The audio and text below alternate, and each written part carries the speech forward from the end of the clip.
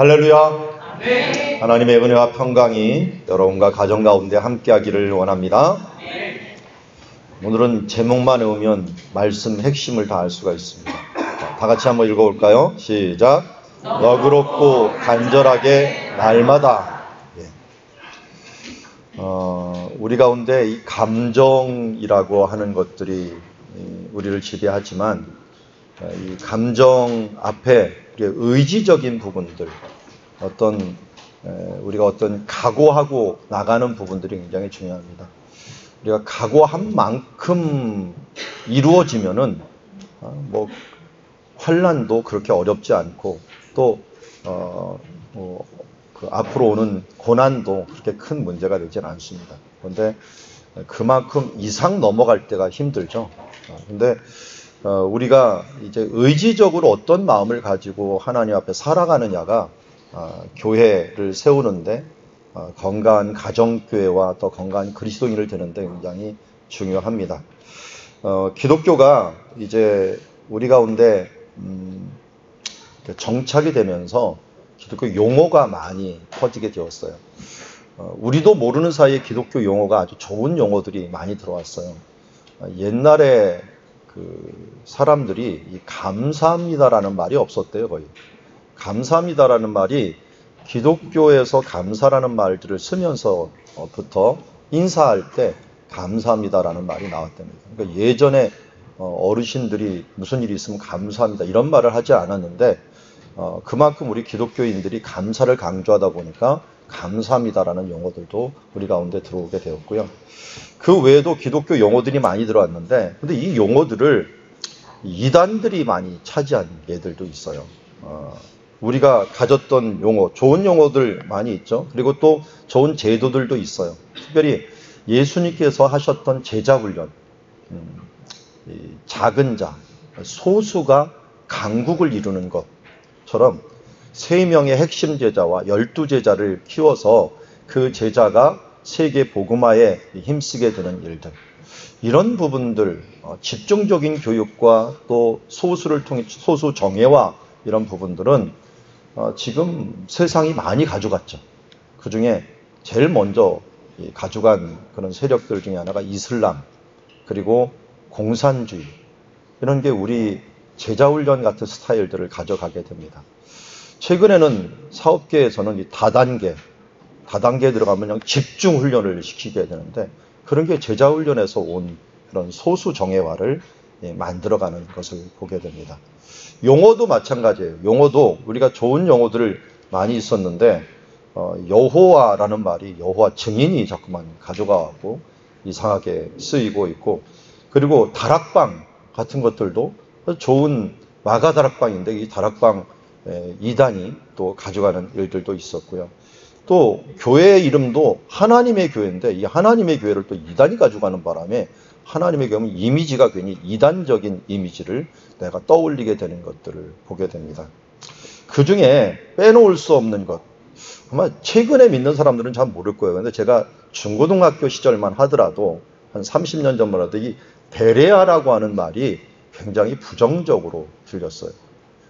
교회를 어려서부터 다니신 분들은 베레아는 뭐가 생각나십니까? 베레아는 귀신론이 생각납니다. 이게 최근에 그것이 알고 싶다 이런 데서 많이 나오는 저 성락교회라고 하는 김기동 목사가 있는데 이 사람이 귀신론을 들고 나왔어요. 그래서 이 귀신론이 얼마나 많이 퍼졌는지요. 옛날에는 다방이었죠. 이런 데도 모임을 가지면 그 다방 전체에 있는 사람 다 나갈 정도로 이 사람들이 기도하고 모임이 대단했습니다. 그래서 한마디로 이 귀신론은 모든 것이 귀신이 있기 때문에 나사렛 예수 이름으로 귀신을 다 쫓아내야 된다라고 주장했던 사람들이고요. 그래서 감기 귀신이 들면은 감기 귀신을 쫓아내기 위해서 기도를 해야 된다 하면서 모든 것들 귀신으로 해석했던 그런 일들이 있었기 때문에 기독교계에서는 이단위로 징계를 했는데, 그래도 그 사람들이 워낙 강력하게 움직이다 보니까 베레아 그러면 베레아 이단, 베레아 이 귀신 이런 식으로 우리에게 잘못 입력되어 있는 단어 중에 하나가 베레아입니다. 그런데 왜 그 사람들이 베레아를 했느냐? 사실 김기동이라고 하는 그 사람이 성경에 어마어마한 열심을 냈어요. 통독이 지금에 와서 많이 유행을 하긴 하지만 그 사람이 최소한 이 목회를 시작하기 전에 100번 이상을 통독하고서 성경을 아주 정식으로 읽고 시작한 사람이에요. 근데 거기서 그 성경을 이용을 한 거죠. 성경에 나를 맞추는 게 아니라 성경을 이용해버리면 그 다음 그거부터 무서운 게 없어요. 공산주의가 성경을 이용한 것이었거든요. 그리고 이 김기동 같은 이런 사람들도 성경을 이용해서 이 자기의 논리를 피는 이런 모습들, 합리화를 시키는 모습들이 있기 때문에 우리가 이 베레아 그러면 잘못된 인식된 용어이지만 오늘 그것을 좀 바로잡는 시간이 되었으면 좋겠습니다. 오늘 우리가 베레아 교회를 보면서 원래 베레아 교회는 어떤 교회였는가, 이것들을 이단이 가져갔지만 우리가 다시 찾아야 될 베레아 교회, 이런 베레아 교회는 어떤 모습인가, 우리가 건강한 베레아 교회를 다시 찾아서 우리도 이 사도행전 교회에서 정말 모범적인 교회 중에 하나였는데요. 이 교회를 우리가 회복하는 운동이 있어야 될 줄 믿습니다. 자, 사도 바울이 큰 흐름을 보면은 이제 빌립보로 갔다가 빌립보에서 데살로니가로 갑니다. 이제 데살로니가에서 박해가 있어갖고 빨간 줄로 시작해서 베레아로 가게 되고요. 베레아에서 또 박해가 일어나므로 저 밑에 있는 아테네라고 알려져 있는 곳으로 가게 됩니다. 그리스에서 제일 유명한 두 도시를 친다면은 데살로니가하고 아테네입니다. 이 두 도시를 오늘 2차 전도행 쪽에서 보게 되는데 데살로니가에서 바로 아테네로 가지 아니하고 베레아를 거치게 되는데 어떻게 보면 데살로니가에 비하면 베레아는 시골 한 동네에 불과할 것입니다. 그러나 아주 작지는 않았어요. 유대인의 회당이 있었던 것을 보면은. 그렇지만 어쨌든 이 베레아를 거쳐가고 가는 중에 베레아의 교회의 특징을 짤막하게 나오는데 굉장히 강력하게 우리에게 보여주는 교회의 모습입니다. 한번 그 지역을 가봅시다. 데살로니가에서 지금 베레아 쪽으로 가는 그 길은 약 몇 킬로 된다고 적혀 있습니까? 예. 안 보이시죠? 보입니까? 70km가 됩니다. 70km. 70km 정도, 어떤 데는 80km 됐는데요. 어떻게 가느냐에 따라서 틀립니다. 근데 가는 길에 에그나티아 도로라고 하는 이 로마로 가는 도로가 있는데 그 길을 가는 중에는 반드시 들리는 도시가 펠라라고 하는 곳입니다. 펠라는 이스라엘에도 요르단 가까운 곳에 펠라가 있어요. 그런데 그 펠라는 이 펠라를 가져다가 이름을 쓴 거예요. 근데 이 펠라가 뭐였냐면 알렉산더가 전쟁을 시작한 곳이고 여기가 이 마게도냐의 당시 수도였어요. 수도. 그러니까 데살로니가보다 알렉산더 시절에는 펠라가 수도였어요. 수도였는데 이게 알렉산더가 자랐고 또 여기서 이 전쟁을 시작하게 된 그런 원정을 시작하게 된 아주 근본지라고 할 수 있는 곳이 펠라인데 알렉산더의 기억이 아주 선명하게 나는 지역이겠죠. 그리고 또 그 밑에 베르기나라고 하는 지역이 있는데요. 이 베르기나라고 하는 이 지역은 또 이 알렉산더의 아버지의 무덤이 발견이 되었고 알렉산더의 아들의 무덤이 또 발견이 된 장소이기도 하고요. 그리고 이 펠라 이전의 수도였어요. 이전의 수도요. 그러니까 펠라가 한 5세기 정도의 수도가 됐는데 그 전에 마게도냐의 수도였던 것입니다. 근데 그 베르기나 바로 옆에 베레아가 있게 됩니다. 아까 성경을 읽을 때 베레아라고 안 읽고 다른 이름으로 읽긴 했는데 베로니아로 주로 읽었던 것 같은데 어디서 많이 듣긴 한 것 같아요. 베로니아가 뭐 있죠? 아로니아가 있나요? 아로니아. 네. 아로니아 때문에 베레아가 좀 혼동이 되는데 베레아입니다. 베레아. 원래 영어로는 베리아로 번역을 했고요. 번역을 했는데 오 발음이 위 발음이 있어요. 베레아라고 부르는데요. 베레아라고 하는 지역이 베르니아하고 아주 가까운 곳, 이 버스를 타도 10분 내에 가는 그런 짧은 거리에 위치하고 있습니다. 근데 여기도 옛날의 수도였기 때문에 한마디로 딱 보면은 뭡니까? 여기 있는 들판, 넓은 들판이에요. 넓은 들판이 다 뭐냐면 마게도냐의 수도였던 장소이고 그야말로 활동 근거지였던 장소예요. 근데 마게도냐 하면은 알렉산더가 딱 기억나지만 사실은 철학자 중에 아리스토텔레스가 또 기억이 나죠. 아리스토텔레스가 또 마게도냐 출신이에요. 이게 마게도냐 출신이 이 사람이 아테네 가서 유학을 한 거예요. 근데 아테네에서 유학이다 보니까 그 당시에는 시골에서 왔다 아니면 이건 아예 다른 나라로 취급을 한 거예요. 다른 나라로 취급을 했다 그래갖고 워낙 뛰어난데도 불구하고 플라톤이 수제자로 삼았는데도 분명히 있는데도 그의 이 뒤를 잇는 사람은 이 아리스토텔레스가 시골 사람이요 외부 사람이라고 그에게 뒤를 안 이어줬어요. 후계자를 자리를 안 줬어요. 다른 사람에게 주는 바람에 나중에 그 아리스토텔레스가 다른 쪽으로 갔다가 그와 함께 한동안 어린 시절 같이 자랐던 필립 왕이라고 빌립이라는 왕이 자기 아들을 교육을 담당해달라 해갖고 부르게 됩니다. 그 사람이 알렉산더죠. 빌립의 아들 알렉산더를 한 4년 정도를 그가 가르칩니다. 그런데도 알렉산더는 그의 수제자가 되어서 워낙 똑똑했고 또 대단한 인물이었기 때문에 알렉산더의 철학을 그대로 받아들입니다. 그래서 알렉산더가 점령을 하고 전쟁을 할 때 지켰던 원칙이 아리스토텔레스 같은 철학을 가지고 지키게 됩니다. 그래서 가는 곳곳마다 싸움해 갖고 이기는 게 아니라 이기고 난 다음에 그의 철학과 그의 문화를 그곳에 전달해 줍니다. 그래서 알렉산더가 간 장소에는 반드시 민주주의적인 문화가 만들어집니다. 그걸 위해서 원형 극장을 만들고 그리고 아고라를 만듭니다. 그러니까 아고라 가운데서 토론이 일어나게 만들고 극장에서 문화가 상영되게 만들어 갖고 이 알렉산더가 다스리고 지나간 모든 지역들은 언어가 헬라어로 점점점 퍼져갖고 모든 지역이 헬라 언어로 바뀔 정도로 이 알렉산더는 아리스토텔레스의 영향을 많이 받은 사람이라고 할 수가 있습니다. 그런 지역이 지금 데살로니카, 펠라, 베르기니아, 베레아 이런 지역입니다.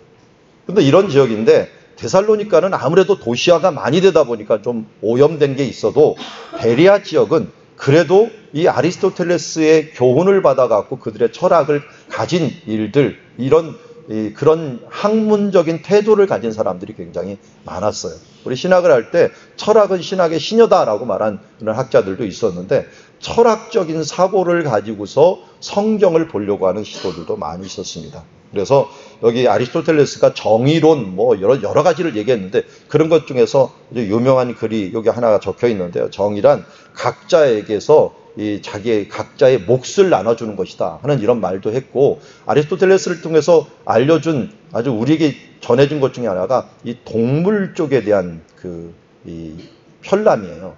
동물에 대한 연구가 굉장히 잘했고 특별히 아리스토텔레스가 해부를 잘했어요. 그러니까 해부학이라고 하는 용어가 아리스토텔레스에서 나왔어요. 왜냐하면 그의 아버지가 의사였고 그의 할아버지도 의사였어요. 왕 밑에 있는 왕을 담당하는 의사였으니까 최고의 의사였죠. 그러다 보니까 그걸 많이 보면서 관찰하고 해부하고 또 과학적으로 그것을 바라보는 것들 이런 부분들을 이 당대에 지금 보아도 대단하게 연구를 했습니다. 심지어 이 돌고래는 새끼를 낳는다. 알을 낳지 않고 또 이 새끼를 낳는다는 것들 이때 그가 써놨어요. 그런데 2000년 동안 그런 거짓말이 어딨냐 하면서 2000년 동안 거절을 당하다가 2000년대 20세기에 와갖고 그게 진짜다 이렇게 밝혀질 정도로 이 아리스토텔레스의 자연 관찰력은 대단했고 또 이 알렉산더가 자기 스승이 워낙 이 자연 관찰하는 걸 좋아하는 걸 알고 가는 곳곳마다 동물을 수집을 해갖고 보냈답니다. 동물하고 식물을 수집해갖고 이 아리스토텔레스가 그 부분들을 다 모아갖고 편람을 만들어갔다라고 하는 것까지 전해집니다. 여러분 이러한 관찰하는 태도, 상고하는 태도 이 부분들이 이 지역에 아무래도 영향을 미쳤을 것이니까 베레아 사람들이 나중에 보면 성경을 상고하더라라고 하는 말씀이 나오는데 그런 부분들은 이런 영향이 있지 않았을까 하는 것을 보게 됩니다. 그러나 사도 바울이 이곳을 지나갔을 때 사도 바울의 마음은 어땠을까? 그 대단한 헬라의 철학과 그리고 이 헬라의 그 문화뿐만 아니라 권력, 권세 그것이 시작되었던 그 땅을 지나가면서 그 땅을 관통하면서 사도 바울의 마음은 어땠을까? 저도 인간인지라 큰 건물 앞에나 또 대단한 권력을 가진 사람들 앞에나 가면은 저도 떨립니다. 오늘 우리 찬양을 할 때 상영 형제가 맨 처음에 시작할 때 답지 않게 좀 떨었어요. 떨면서 찬양을 맨 처음 시작하고 또 우리 한상하 교수님도 뭐 여장분인데도 좀 떨더라고요. 좀 끝에 가서 떠는 걸 보니까 이게 할 수 없구나. 모두 다 처음 해보는 것들이나 익숙하지 않은 것은 떤다. 근데 저는 여기 설 때마다 멜라 떨어요. 저는 여러분들은 그냥 제가 자연스럽게 얘기하는 것 같죠? 예, 저 발에서는 벌벌 떱니다. 이렇게. 근데 그게 정상이에요. 저는 그게 정상이라고 생각을 하면서 사는 사람이에요. 왜냐하면 이 긴장감 없이 무엇을 한다는 것들은 자칫 잘못하면 실수하기 쉬워요. 제가 외국에서 영어도 못하는데 말 실수를 한 적이 별로 없어요. 왜 그런지 아십니까? 말을 잘 못하니까 거기 가서 무슨 말을 해야 될지를 생각을 해요. 당장 슈퍼마켓에 가서도 내가 사야 되는데 살 때 이 무슨 단어를 얘기해야 되고 뭘 얘기해야 될까 하는 걸 생각하고 가요. 은행에 가서도 이게 구자가 뭐지? 내 통장을 뭐라고 말을 하지? 하면서 또 사전을 다 찾아보고서 가갖고 그 다음 얘기를 해요. 그러다 보니까 쓸데없는 말은 할 시간도 없고 그 말 딱 필요한 말만 하다 보니까 말 실수할 일이 없어요. 그런데 한국에 돌아오자마자 말 실수가 막 일어나네요. 왜? 생각 안 하고 긴장감 없이 말을 하다 보면은 꼭 실수를 해요. 그래서 가장 말로 상처를 많이 주는 사람이 가족이에요. 그냥 편하다 싶으니까 이 서로를 향하여 막말을 해버려 갖고 다행히 가족 간에는 상처를 덜 받아서 그렇지 그 가족이 남이라고 생각하면요 어마어마한 싸움이 일어났을 거예요. 그만큼 우리가 긴장감 없이 하나님을 대하거나 또 교회를 대하거나 하는 부분들은 차라리 마이너스 효과가 있게 됩니다. 우리가 하나님을 대할 때는 그래서 경외함으로 좀 두렵고 떨림으로 하나님을 바라보고 또 그 앞에서 서 있다. 내가 코람되어 하나님 앞에 서 있다는 삶의 태도를 견지할 때 우리가 건강한 삶을 살아갈 수 있는 줄 믿습니다. 오늘 사도 바울도 아마 이곳에서는 내가 가지고 가는 이 복음이 너무 하찮게 여김을 받을 수도 있었고 본인은 이 헬라 철학과 대단한 아리스토텔레스의 이런 철학들을 공부한 사람으로서 이 복음이 너무 단순하고 좀 너무 초라해 보일 수도 있었을 것입니다. 그러나 여기 끝난 다음에 이제 나중에 3차 전도여행 때 로마서를 쓰면서 이렇게 이야기를 합니다. 우리 같이 한번 읽어볼까요? 시작. 내가 복음을 부끄러워하지 아니하노니 이 복음은 모든 믿는 자에게 구원을 주시는 하나님의 능력이 됩니다. 먼저는 유대인에게요 그에게 그리고 헬라인에게로다. 아멘. 복음은 능력입니다. 어떤 능력을 줍니까? 구원을 주시는 하나님의 능력입니다. 예수 그리스도 그분은 이리저리 철학에서는 이리 말하고 저리 말하고 한참 말하고 논리적인 것 같지만 결국은 결론을 내지 못합니다. 구원하지 못해요. 하나님의 이 복음은 구원을 주는 하나님의 능력이요. 이것은 먼저 유대인에게 들어가지만 헬라인에게도 예외 없이 내가 온 여기 있는 헬라인에게도 예외 없이 이것을 들어간다 하면서 사도 바울이 회당을 가서 유대인을 전도했지만 그 다음 같이 있는 헬라인에게도 전도하면서 복음을 가지고서 구원의 역사를 이루기 위하여 복음으로 그 마게도냐를 정복하기 위하여 그는 발걸음을 내들었고 그래서 그가 밤에 쫓겨나서 초라한 모습으로 도망가는 것 같이 보였지만 그는 당당하게 또 다른 곳에 가서 복음을 전했습니다. 그곳이 어디입니까? 베레아입니다. 베레아 유대인의 회당에 들어가서 복음을 전하게 됩니다. 이 베레아에 있는 사람들, 그 사람들이 전한 그 모습이 지금도 이 회당이 있었던 장소에 기념비를 하나 세워놨는데 회당은 다 없어지고 계단석 3개만 남은 것 같아요. 근데 계단석 3개가 뭐냐? 사도 바울이 저 위에 서갖고 복음을 전한 장소다 해갖고 그것을 기념하는 장소로 지금 남아있는 것을 보게 됩니다. 자, 이곳에서 이제 베레아 사람들한테 말씀을 전하는데 베레아 사람들, 특별히 베레아에 있는 회당, 그리고 베레아 나중에 교회죠. 이 교회가 된 사람들에게는 아주 독특한 3개의 특징이 있었는데 이것이 그들을 건강하게 만드는 결과를 가져왔습니다. 오늘도 우리가 이 베레아 교회 이 3가지 특성을 우리가 배우면서 어떻게 건강한 교회를 만들어가기 위해서 노력할 것인가 함께 나누기를 원합니다. 첫 번째, 베레아 교회는 너그러웠다라고 합니다. 우리 옛날 성경 개정판 나오기 전에 개역판 나올 때는 너그러운 걸 뭘로 해석을 했습니까? 베레아 사람은 어떠해서? 신사적이어서 라고 하는 말이 번역이 좀 바뀌었어요. 너그럽다라는 말로 바뀌었는데, 이게 왜 그러냐면 원어가 이게 원어의 그 두 개가 합친 말인데요. 유라는 말이 있는데 이건 좋게라는 거예요. 그리고 그다음 이 태어나다라는 말이 섞여 있어요. 좋게 태어난. 이거 합치면 뭡니까? 이게 출신이 좋은, 고귀한 이런 뜻이거든요. 그래서 영어는 대부분 노블로 해놨어. 노블. 이게 노블을 너그럽다라고 해석을 해야 되는지, 신사적으로 해야 되는지, 고귀하다라고 얘기해야 되는지, 이게 좀 애매해요. 사람을, 그러면 고귀하다라면 다 고귀한 사람, 이 귀족만 있는 거 아니야? 이렇게 오해할까 하는데요. 마음 자세가 귀족적이었다는 거예요. 근데 이 귀족적이라는 말이 대체 뭔 말일까? 그랬더니 제가 사전적인 의미를 찾아봤더니 더 열린 마음을 의미합니다. 더 열린 마음. 다른 사람보다도 더 오픈 마인드, 오프닝 마인드를 가진 사람이 바로 이러한 너그럽다라고 하는 말로 우리가 표현되어 있습니다. 성경을 우리가 볼 때는 참 열린 마음이 중요합니다.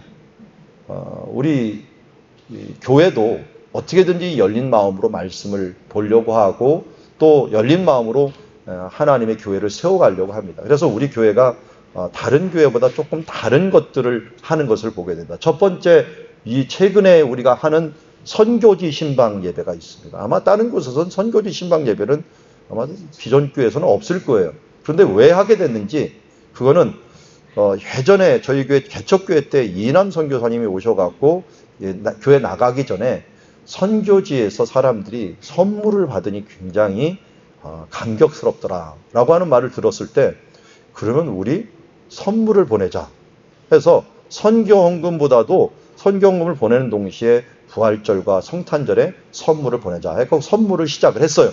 근데 선물을 시작하는 중에 또 우리 신방을 하는데, 신방이 거의 다 끝나갈 정도에 우리만 신방하지 말고 선교지도 신방을 해야 되는 거 아닌가 해서 선교지 신방을 하는데, 선교지 신방이 맨 처음에는 힘들었어요. 전화를 갖다 걸고 그랬는데 최근에는 SNS가 너무 발달해갖고 무료로 다 통화를 해요. 지금 여태까지 제가 선교지를 방문하지만 아주 좀 보안의 문제에 있는 중국이나 이런 데를 외에는 모두 다 이 보이스톡으로 다 통화를 해도 전혀 지장이 없는 그런 사회가 돼버렸어요. 그러다 보니까 서로 말도 할 수 있고, 차라리 좀 어떤 면에서는 또 페이스톡도 돼요. 그러니까 얼굴 보고도 할 수 있는데, 얼굴 보고 하면 되게 좀 민망하더라고요. 그래서 우리는 사람도 많지도 않은데 여기 비춰주고 또 여기는 자기 얼굴 크게 보여주고 이렇게 하고 좀 민망한 것 같아서 그냥 이제 목소리만 하는데, 그래도 얼마나 좋은지 몰라요. 참석해 보십시오. 수요일하고 금요일만 하지만 이렇게 하면서 또 선물을 마련하고 같이 보내는 이 일들을 우리가 교회에서 좀 좋다라고 하는 것, 본질에서 벗어나지 않은 것들은 얼마든지 수용해 갖고 우리가 하게 됩니다. 우리 지금 세대 통합 예배도 마찬가지입니다. 왜 이것이 필요할까 하는 것들을 보고 시작을 하게 됩니다. 그래서 오프닝 마인드로 어떻게든지 우리가 이 하나님의 나라와 교회를 위해서 열린 마음으로 준비를 해야 되고, 앞으로도 마찬가지입니다. 교회에서 이런 것을 합시다라면은 우리가 성경의 본질적인 문제가 없다면은 얼마든지 할 수가 있습니다. 얼마든지. 그런데 본질의 문제가 있는데도 불구하고 이것을 진행할 수는 없어요. 예를 들어서 목사님 주일날 좀 사 먹고 음식점 좀 가게 하십시오. 이렇게 하는 건 제가 못합니다. 왜냐하면 본질에 벗어나는 거기 때문에 그런 것들을. 그래서 주일 성수는 본질입니다. 그건 성경 십계명에도 있는 것 제가 어떻게 합니까? 그런 것까지 우리가 본질에 벗어나는 부분들을 뭐라고 할 수는 없지만, 그러나 우리가 얼마든지 말씀이 행하는 것들, 그 부분들에서는 열린 마음으로 합니다. 그래서 여기 성경에 뭐라고 합니까? 이것이 그런가 하여 해서 그런가 하여 그 부분들을 바라보는 모습을 보게 됩니다. 그래서 이 부분들에 의해서 우리가 교회 안에서 좀 열린 마음으로 서로를 바라보고 또 서로를 행할 수 있기를 바랍니다. 특별히 교회 가운데 어렸을 때부터 교회 다니다가 보고 이쪽 저쪽 교회 다니시는 분들, 우리 지역들이 이주한 지역들이고, 여기 본토가 원래는 산이었으니까요. 대부분 다 이주한 사람들이에요. 그러던 삶에서 신앙생활 오래 한 사람들이 이렇게 모이다 보니까 옛날 우리 교회에서는 이런 생각들을 많이 가지는 사람들이 있어요. 그러다 보니까 그러면 옛날 그곳에서 행한 것이 과연 옳았는가 또 틀렸는가 하는 부분들, 그것은 바뀔 수 있는가 바뀌지 않는가 하는 부분들은 어떻게 돼요? 성경으로 돌아가서 보아야 된다는 거예요. 제가 여기 표시 거기 베레아 가면은 모자이크로 이걸 그려놨는데 이 모습이 있어요. 바울이 지금 성경을 가지고 말을 하는 거예요. 성경에서 이렇게 얘기하지 않았느냐 하면은 이 메시아가 고난을 받고 죽어야 할 것이다 라는 거를 이야기했는데 그 부분들은 유대인들이 처음 듣는 거거든요. 그러니까 여기 한 사람이 뭐 하고 있어요? 성경을 자기가 펴보는 거예요. 진짜 이사야서 53장에서 그게 나오고 있어? 고난받는 종이 있는 거야? 정말 이 메시아가 죽었다가 살아나는 부활의 사건이 있어? 하면서 메시아에 대한 부분들이 있고 그분이 바로 예수 그리스도다라고 얘기를 하니까 이 사람들이 꼼꼼히 그것을 살펴면서 오프닝 마인드로 하다 보니까 무슨 마음이 생기게 됩니까? 서로 부딪히지가 않는 거예요. 데살로니가 같은 교회는 문을 아예 열질 않았어요. 이건 아니야 하면서 열린 마음이 없다 보니까 이게 부딪혔는데 여기는 너그러운 마음, 열린 마음으로 이것을 행하게 되었습니다. 여러분, 귀족이 될 수 있는 노블리스한 그런 방법을 알려드리도록 하겠습니다. 너그러운 마음을 가지면 성경에서는 그 사람을 귀족이라고 얘기합니다. 오늘부터 모두 귀족이 되시기 바랍니다. 귀족 되는 것 간단합니다. 마음만 활짝 열면 돼요. 누구든지 얘기를 하면은 그건 아니야 이렇게 얘기하지 말고 그래? 그럴 수 있고 먼저 열린 마음으로 받아들이고 그렇지만 하나님의 말씀으로 이것이 그런가 하여 우리가 말씀을 찾아보고 그렇다 하면은 우리가 행하고 그렇지 않다면 성경에는 이렇게 말하고 하나님은 이렇게 말씀하셔 하면서 하나님 중심적인 삶들을 살아가야 될 줄 믿습니다. 자, 이제 두 번째를 보니까 너그러운 마음과 함께 간절한 마음이 있었다고 합니다. 간절한 마음. 이것도 원어적인 의미를 문자적으로 생각하면요. 맨 처음에 모든 열심 이렇게 돼 있어요. 모든 열심. 그러니까 한마디로 열심을 다한다는 거예요. 모든 열심으로 이 말씀을 받는다는 겁니다. 그러니까 그냥 호기심에서 열린 마음으로 이것도 좋고 저것도 좋고 끝나는 게 아니라 이것을 상고해갖고 알았으면 그걸 갖다 더 간절하게 더 열심 있게 이 부분들을 행한다라고 하는 것을 의미하고 있습니다. 그래서 열심을 내어서 이 부분들을 행할 수 있도록 우리가 노력을 해야 됩니다. 성경에서도 이 열심을 내지 못하는 것들에 대해서 하나님께서 징계를 하고 또 노력을 하라고 합니다. 특별히 세계를 변화시키는 힘 중에 가장 큰 힘, 가장 큰 정신이 뭐냐면 헝그리 정신. 헝그리 정신. 그래서 예수님도 누가 천국을 차지한다고요? 심령이 가난한 자는 복이 있나니 천국이 저희 것이다. 천국은 가난한 심령을 가지고 하나님을 향하여 열심을 내는 사람들이 바로 차지하는 것입니다. 저도 여러분들 계속 저를 위해서 기도해 주시는데 1순위로 기도해야 될 것이 바로 이 간절한 마음을 기도해 주십시오. 이 헝그리 정신, 이 하나님을 향한 사모하는 정신이 없으면요, 그냥 무너지는 거나 마찬가지예요. 해이해져 버리고 이 사모하는 마음이 없다 보니까 그 다음은 타협하게 돼 있습니다.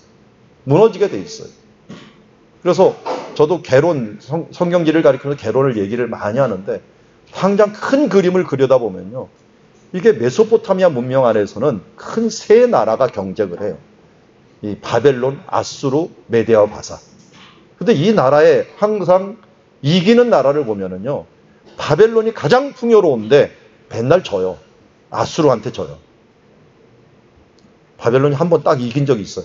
그래서 그때는 언제냐? 쫓겨났을 때. 쫓겨나니까 자기도 가난해지거든요.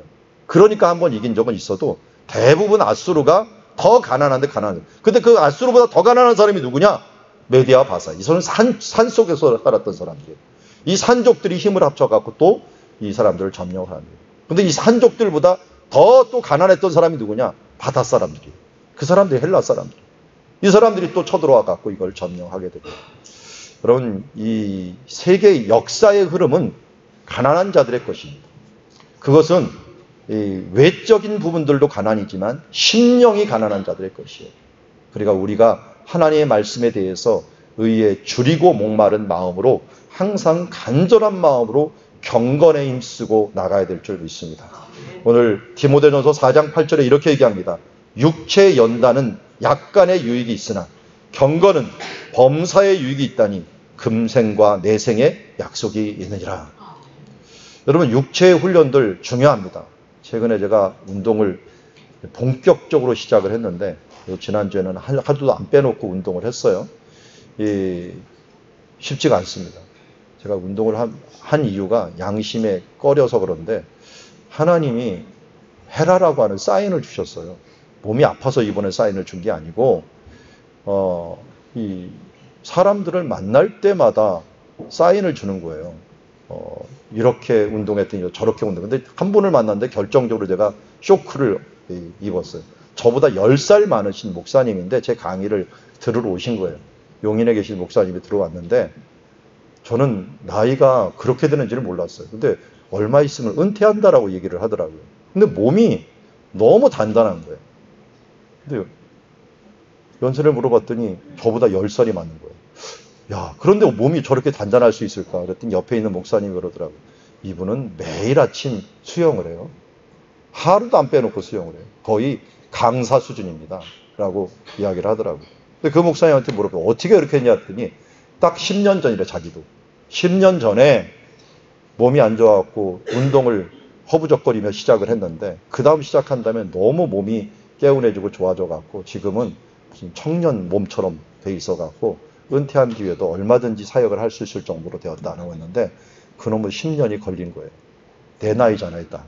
그래서 하나님이 내 나이부터라도 제대로 하라라고 하는 사인인 줄 알고 그때 집에 와서 회개하는 마음으로 얘기했더니 아내가 그때부터 확 가로채갖고 이제는 운동을 시작을 해갖고 빼놓으면 또 먹는 것들도 철저히 관리가 돼갖고 제가 요새 거의 수도자적인 삶을 살고 있습니다. 여러분, 이렇게 육체로 하는 것들도 경건에 도움이 됩니다. 절제라고 하는 경건을 이룰 수 있어요. 그러나 영적인 부분들은 훨씬 더 큰 유익이 있다라고. 범사에 유익하고 금생뿐만 아니라 육체는 금생에서 끝나잖아요. 현재에서 끝나고 이 세상에서 끝나지만 내세까지 보장해 주는 것은 경건의 훈련입니다. 그런 면에서 우리가 이 경건을 위해서 힘써 나가야 될 줄 믿습니다. 요한계시록 3장 19절에 보면은 라오디게아 교회가 있습니다. 이 라오디게아 교회는 제가 이 7교회를 요번에 다 돌고 왔지만 라오디게아 환경이 참 좋아요. 왜냐하면 바로 옆에 세계에서 가장 유명한 온천인 히에라볼리라고 하는 온천이 그 동네 바로 옆에 있어요.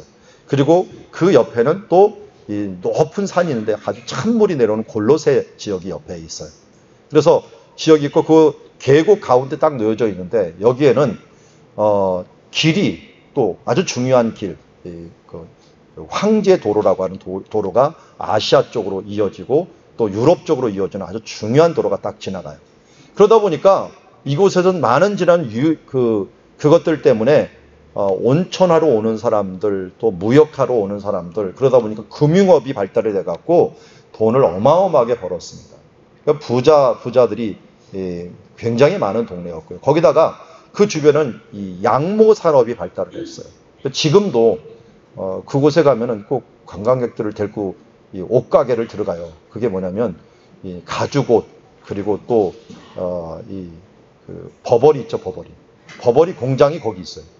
공장이 거기 있어요. 그걸 꼭 버버리 하는데 근들 들어가갖고 이거 사십시오. 그게 그 지역의 특산품이에요. 그러니까 지금까지도 그게 나올 정도로 2000년부터 그곳에는 그런 산업들이 유명하니까 부유해질 수밖에 없는 그런 위치에 있었던 사람이다 보니까 항상 부유하다 보니까 우리는 부유한 자라고 하는 착각을 가지고 있었는데요. 하나님이 라오디게아 교회 사람들에게 편지를 쓰기를 내가 너희를 책망하노니 너희는 부유한 자라지만 너희는 가난한 자다. 너희가 옷이 멋있는 옷을 입었으나 나는 너희에게 벗은 자라고 얘기를 하고 있다 하면서 말씀을 하셨습니다. 그러면서 19절에 이렇게 무릇 내가 사랑하는 자를 책망하여 징계하노니 그러므로 내가 열심을 내라 회개하라 라고 말씀합니다. 여러분, 우리가 지금 평안한 삶들을 한국 역사, 대한민국 역사 중에서 지금이 가장 풍요로운 역사를 살고 있는 역사라고 할 수 있을 것입니다. 그게 혹시 라오디게아 교회는 아닌지 모르겠습니다. 라오디게아 교회처럼 우리가 열심내지 않고 기도하지 않고 하나님에 더 경건은 뒤로 한 채 그냥 이 세상에 끌려가는 삶들을 산다면은 예수님께서 우리에게 동일하게 말씀합니다. 너희가 지금 가난한 중에 있구나, 헐벗고 있구나 라고 말씀하면서 회개하라, 열심을 내라 라고 우리에게 말씀하시는 줄 믿습니다. 그럼 우리가 한번 돌아봅시다. 내가 과거보다 더 열심을 내고 있는 것. 그렇지 않으면 회개하고 오늘도 라오디게아 교회에게 말씀한 것처럼 내가 문 밖 볼지어다 내가 문 밖에서 두드리노니 누구든지 내 음성을 듣고 그 문을 열면 내가 그에게로 들어가 그로 더불어 먹고 그는 나로 더불어 먹으리라 라고 하신 말씀처럼 우리가 마음 문을 열고 경건의 열심을 내는 주님의 자녀들이 되기를 원합니다. 자, 세 번째 이 교회의 특징을 봤더니 날마다였어요. 날마다 성경을 상고함으로 이 날마다는 성실함이죠. 성실함. 어떤 분이 그 학계에서 조사한 걸 얘기를 하더라고요. 여러분 어느 분야에든지 전문가가 되려고 하면은요 10,000시간만 투자하면 된답니다. 10,000시간이 뭐 말이 10,000시간이지 얼마나 많은 시간이겠습니까? 그런데요 이 10,000시간은 중요한 게 아니라 얼마나 꾸준히 조금씩 하다 보면 그 시간이 훨씬 더 늘어나게 됩니다. 제가 신학을 시작하면서 하나님 제가 그래도 은사를 가지고서 뭔가 시작을 해야 될 것 아닙니까? 그래서 이스라엘을 갔다 온 다음에 하나님 내가 주신 은사를 뭐 붙들고 해야 되는데 맨 처음에 가져왔을 때는 히브리에서 왔으니까 언어를 학교에서 가르쳤어요. 성신대학원에서 히브리어 성경 번역을 전공했기 때문에 석사를 그걸 가지고 가르쳤는데 그걸 가르치다 보니까 신학생밖에 못 가르치겠는 거예요. 성도들한테 문자 썼다가는 다 떠나가 버려요. 갑자기 무슨 이상한 언어들을 써봤자 은혜가 안 돼, 은혜가. 그래서 그 다음 두 번째 단계인 성경 지리를 배워왔으니까 그 부분들을 가르치니까 설득력이 있더라고요. 그래서 제가 개척 초창기부터 이걸 붙잡아줘야겠다 해갖고 다른 길로 갈 길이 많이 있었는데 이거 하나만을 좀 붙잡고서 계속 20년 이상을 해오다 보니까 이 한국사에서는 1인자가 되었고 그 분야에 있어서는 전문가가 되었습니다. 왜냐하면 그 부분들을 말씀을 볼 때도 그 부분이 나오면 조금 더 연구하고 어제도 마찬가지예요. 제가 오늘 말씀을 연구할 때 그냥 한 게 아니라 펠라 하면 소크라테스 글을 많이 보느라고 시간을 너무 많이 소비했어요. 갑자기 제가 철학 보느라고 소크라테스가 대체 무슨 말을 했나 하는 것들을 옛날에 봤던 걸 다 잊어버렸기 때문에 또 한번 되살리느라고 소크라테스의 무슨 그 책들 쭉 보면서 야 이거 복잡해서 그런데 이게 성도들한테 말해봤자 도움이 안 돼요. 그렇지만 알고는 지나가야 돼요.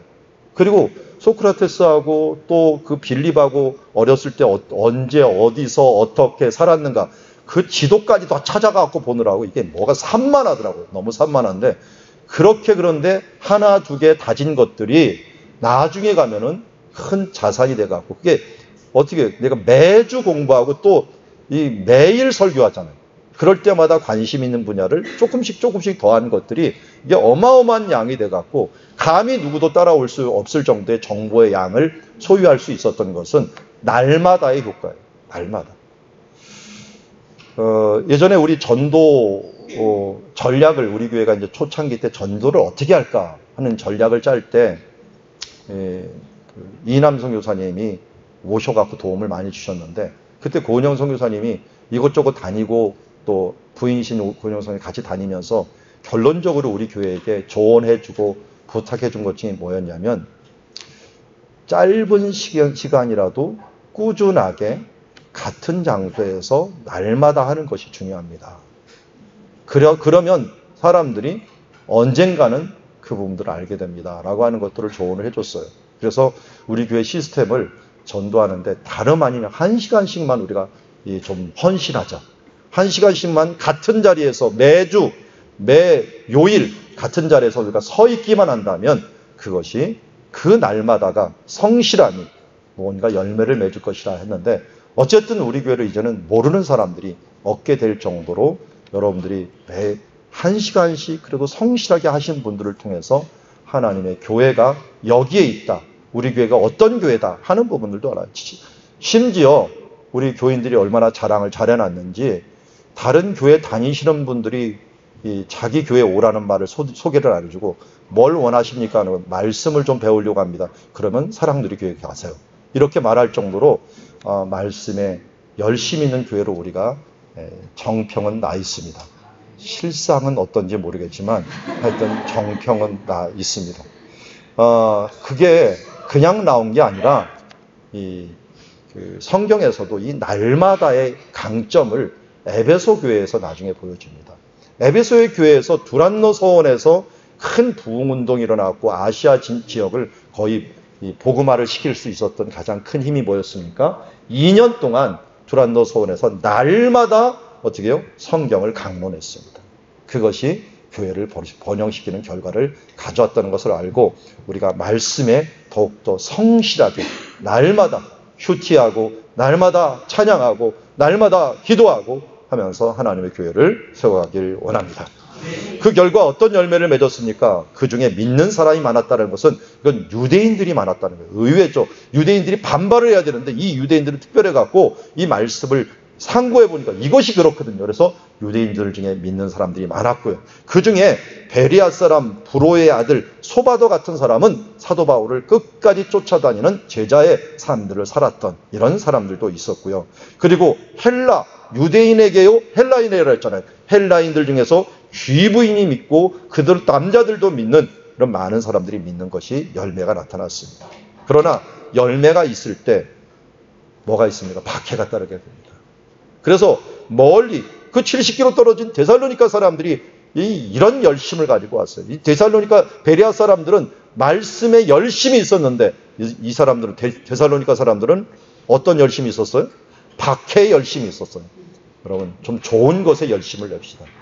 게임에 열심을 내지 마시고 우리 하나님 말씀 보는데 열심을 내시고 드라마 보는데 너무 열심을 내지 마시고 우리가 먼저 그의 나라와 그의 의를 구하는 우리가 기도에 좀 힘을 써주시기 바랍니다.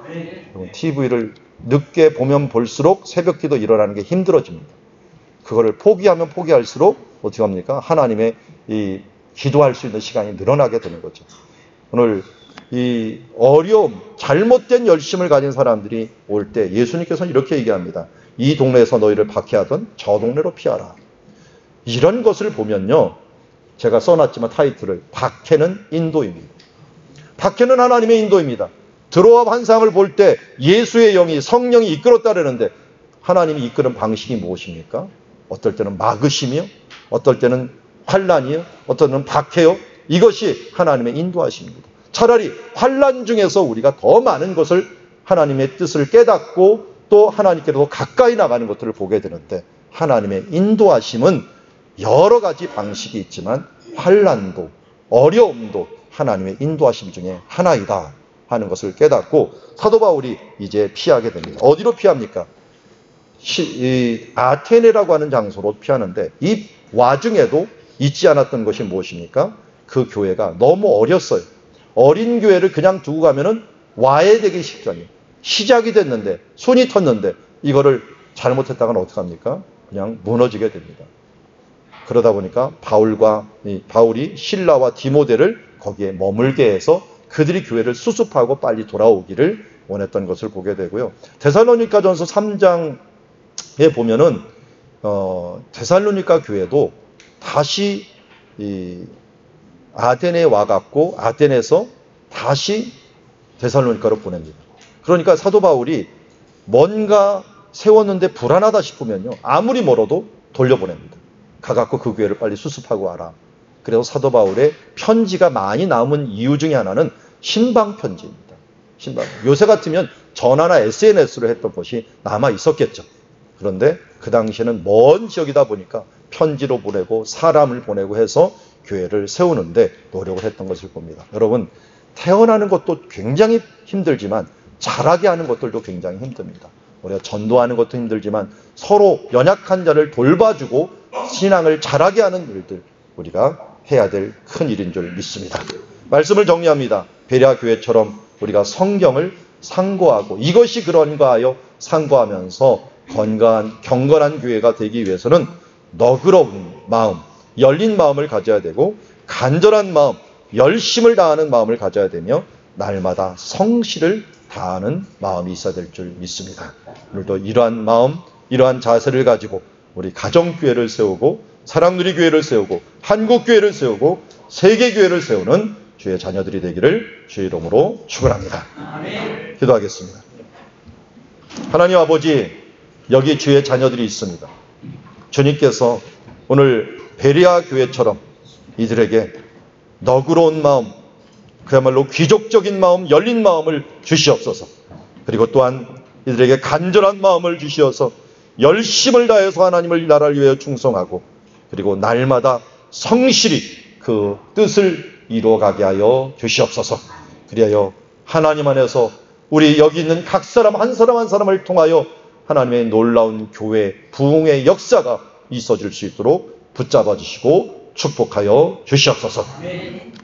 이제는 우리 주 예수 그리스도의 은혜와 하나님 아버지의 극진하신 사랑과 성령의 교통하심이 오늘도 말씀을 보고 그 뜻대로 열린 마음으로 열심을 다해 성실히 하나님의 나라를 이루어가고자 하는 사랑누리 가족들 위해 이제로부터 영원토록 함께 계실지어다. 아멘.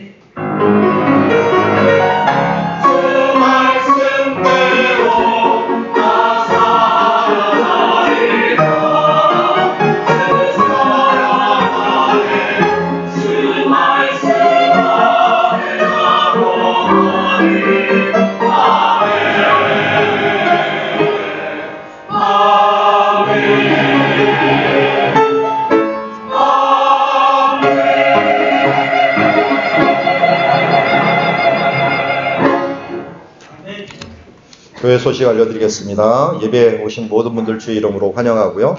우리 교회 선교지 신방이 수요일날 예배와 금요일날 예배 때 계속되고 있습니다. 우리 작은 우리의 노력과 시도가 선교지에게는 큰 힘이 되고 있다는 거 기억하시기 바랍니다. 상반기 소그룹이 개강이 되었습니다. 주일날 오후에 순모임 이후에 1호 밤 탁구반이 있고요. 그리고 목요일 날은 9시에 영어 성경 공부반, 그리고 10시 30분에는 역사지를 보는 성경 구약 11기 편을 하고 있습니다. 그리고 부활절을 맞아서 세례 학습 대상 지금 접수를 받고 있습니다. 여러분 사무실로 신청해 주시면 감사하겠습니다. 부활절을 위해서 우리 각 부서 발표 준비하고 있고요. 특별히 작년부에서 뮤지컬을 준비하려고 하니까요. 해당되는 분들 열심히 좀 다해 주시면 감사하겠습니다. 다른 광고 없으면 다 같이 일어나셔서 서로 인사를 합시다. 주의 이름으로 환영합니다. 축복합니다. 우리 주님 말씀하시면 함께 찬양하면서 세상을 향하여 나가도록 하겠습니다.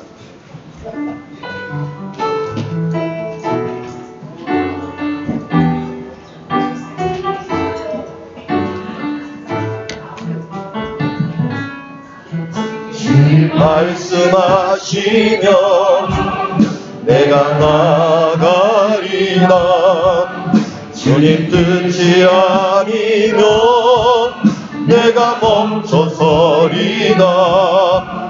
나의 하고서는 주님 뜻에 있으니 오 주님 나를 이끄소서. 주님 말씀하시면